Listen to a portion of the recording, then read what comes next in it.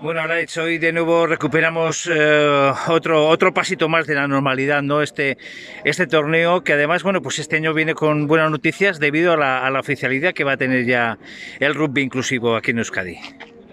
Pues sí, al final hemos conseguido juntar a 4 equipos, yo creo que a los 4 equipos inclusivos que tenemos en Euskadi, para cerrar la temporada y bueno, nos hace ilusión ya que jugamos hace 2 semanas en el Rani y nos quedamos un poquito también con las ganas de hacer la revancha y entonces ya hemos dado un pasito más, hemos invitado también al Gastedi y al Bilbao y hemos conseguido hacer un torneo chulo. Un torneo que además, bueno, pues como dices tú, va a ser un poquito final de fiesta de temporada.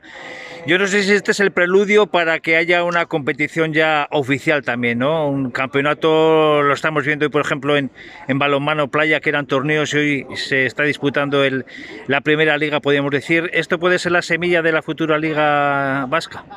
Hombre, nosotros así lo queremos, al final hay que ir avanzando pasito a pasito.